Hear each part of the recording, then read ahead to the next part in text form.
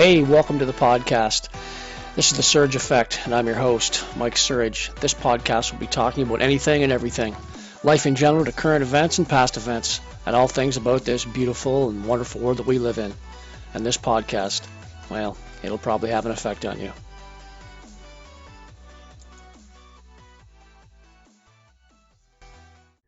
All right, and welcome again to another episode of the Surge Effect. We're live. We are May 30th today, Tuesday, May 30th. And today's podcast, we're going to be talking a little bit about the what's going on in Canada with the Chinese interference. And we'll play a few videos, and we'll discuss a few things, what's going on, and we'll go from there. So first off, let's just get right into it.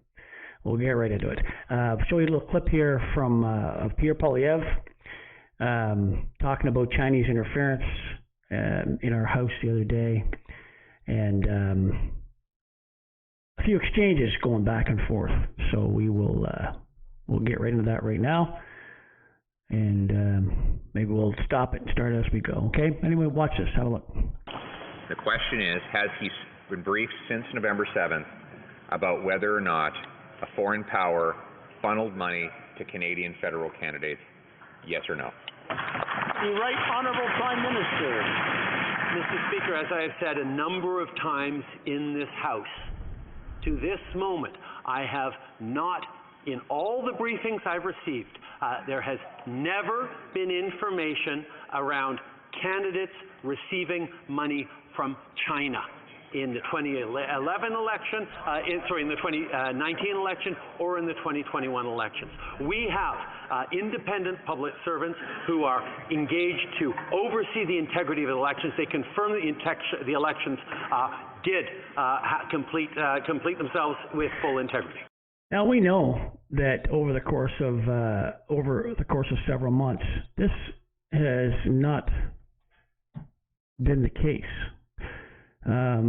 In regards to a little bit of Chinese interference, and even with having police stations in Canada. I mean, that's interference. Chinese interference is interference. They're talking about election interference. Here's the thing about police interference. Now, this is just a clip out of the newspaper, and it was a few days back, May 1st, but alleged Chinese police station still open in Quebec despite minister's claims. That's Marco Mendocino talking about it there.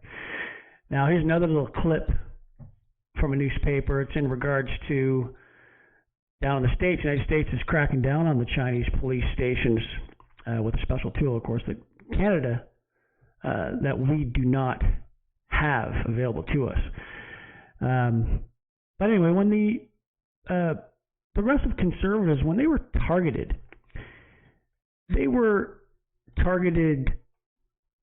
with Chinese interference from people from China.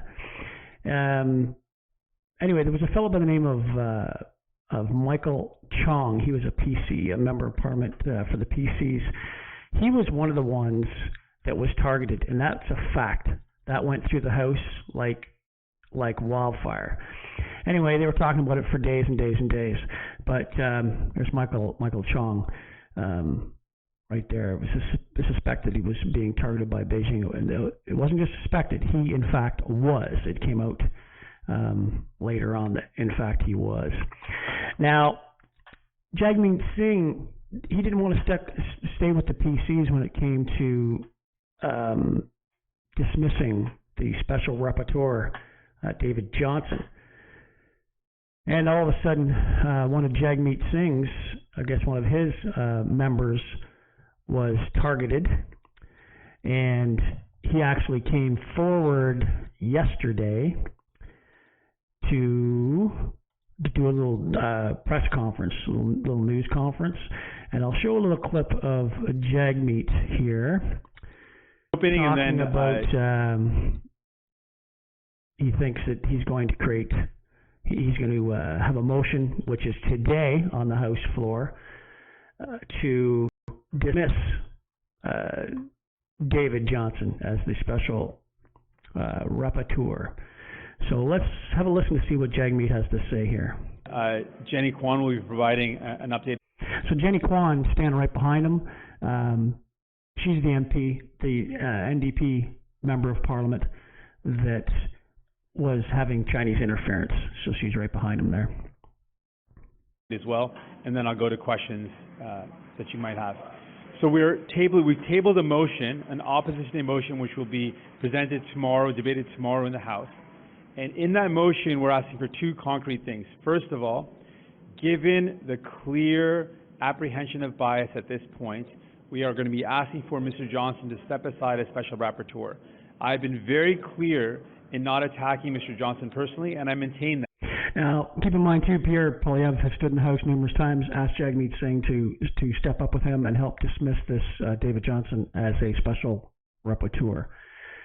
But given the clear appearance of bias, given the mounting appearance of bias, and particularly given the track record or the donating record of the chief counsel that he engaged to do his work, Ms. Sheila Block, it is very clear that the appearance of bias is so high that it erodes the work that the special rapporteur can do, and that's why in our motion we'll be calling for the House to vote on Mr. Johnson stepping aside as a special rapporteur.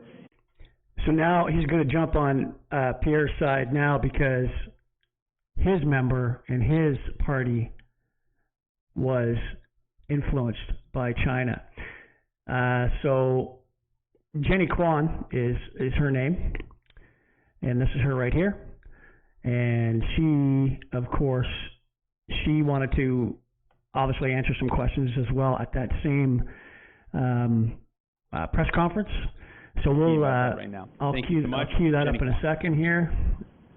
Jenny Kwan's going to talk. Just give me one second. Thank you very much, There she is. Jagmeet. As many of you know, CSIS had reached out to me a couple of weeks ago to offer a briefing with respect to foreign interference as it's applied to me. Since that briefing, I've had an opportunity to actually meet in a classified briefing with CSIS last Friday. Now, being in a classified briefing with CSIS, she can't answer any questions in regards to that because they're classified. So keep that in mind with an up-and-coming video I have coming up right shortly, right after this one here. Not able to disclose the details of how that foreign interference applied to me specifically. So foreign interference was applied to her, but she can't even discuss the details of it because of CSIS and of being secrecy. For national security reasons, CSIS has confirmed with me that I am being targeted for foreign interference and will continue to be. So she just laid it out in the line that she is targeted for foreign interference, and she continues to be, so it says.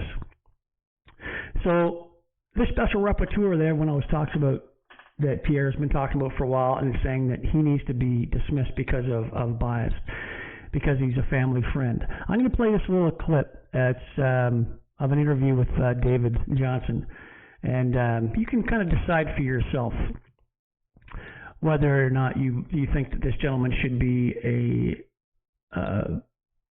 judging in any way, shape, or form what happens with Trudeau and foreign interference.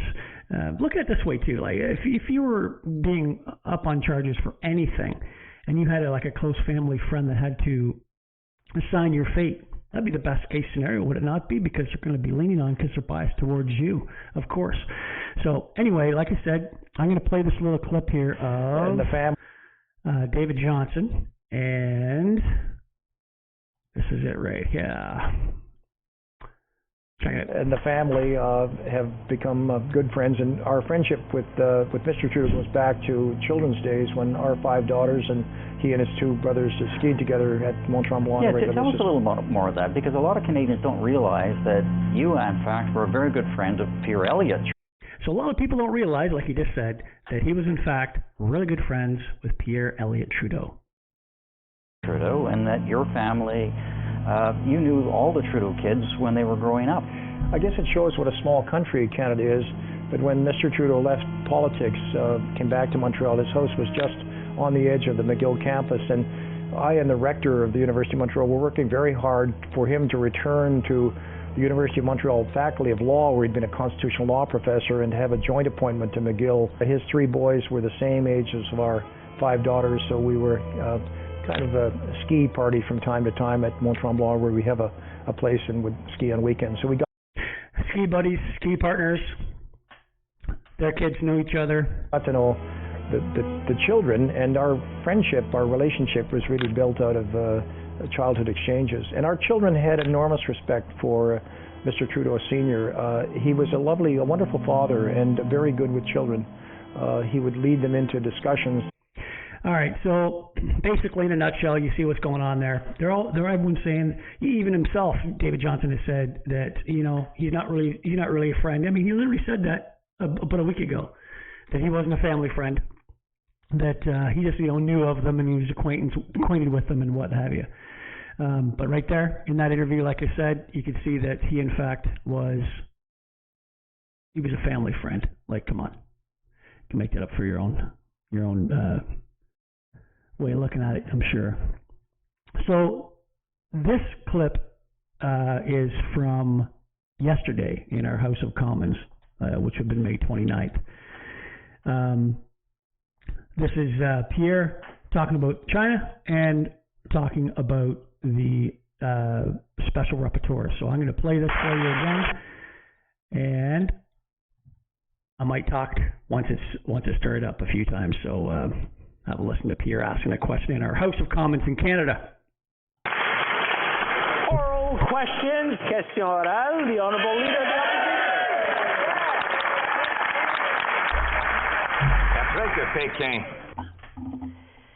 Beijing has interfered with 2 elections to help the Prime Minister. Beijing targeted several members of Parliament and threatened them. Beijing gave $140,000 to the Trudeau Foundation to influence the Prime Minister.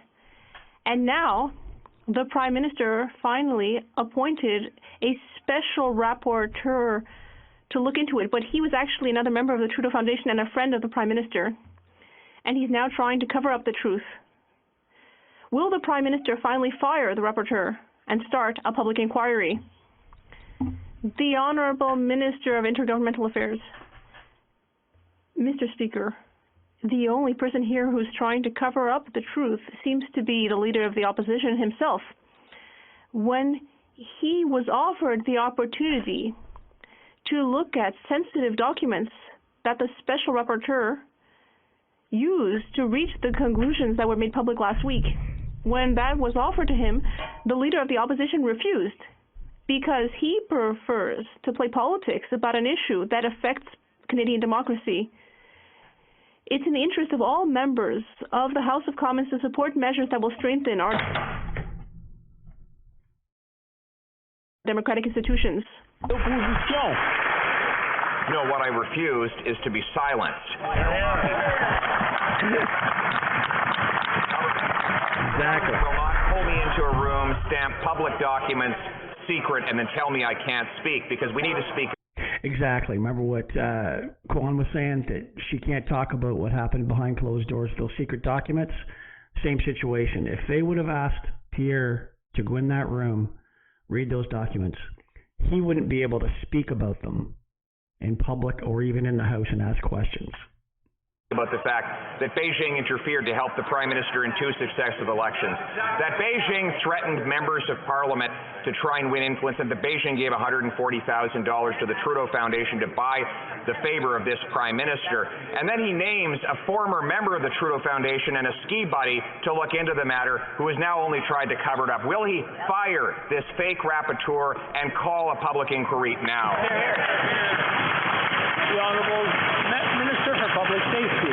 Speaker, it is the Leader of the Conservative Party of Canada who is silencing himself by refusing to take the briefings. It is the Leader of the Conservative Party of Canada who is covering his own eyes from the same information that Mr. Johnston had access to, which other nonpartisan professional public servants had access to, and it leaves Canadians wondering why. Is it because he would rather play partisan games than do the hard work? I think we know the answer to that question, and it's yes. The Honourable Leader of the Opposition. question. Mr. Speaker, you don't need a fake briefing or a secret stamp to know what the documents that have already been quoted verbatim in the media because of leaks by a seriously distressed security agency that is trying to expose what is going on behind the... So you can see how Trudeau, of course, his people are answering questions because Trudeau's not even in the House answering any questions. But you can see also how Pierre, when he asks these questions, these are factual details that have happened. I mean, this isn't fiction. These are factual things that are occurring. He wants to get to the bottom of what's going on here. And once again, the Liberals, they always seem to want to never answer questions or sidestep issues, and that's the way our House runs. It's just the opposition who's the PCs right now. They ask questions, and then again the Liberals, they don't answer. They don't answer the questions that are asked of them. Anyway, listen, before I sign off here, you can watch what's coming up in the days and the months ahead. Of course, we'll keep an eye on what's going on with all this stuff. Yesterday was Memorial Day in the United States of America. I am just going to play this little clip that a good friend of mine from America sent me yesterday. And for all the men and women who have served nations around this world, all these good men and women who have paid the ultimate sacrifice and never returned home to their families, we are all forever in your debt. And for that, I will play this very last clip, and then I will sign off.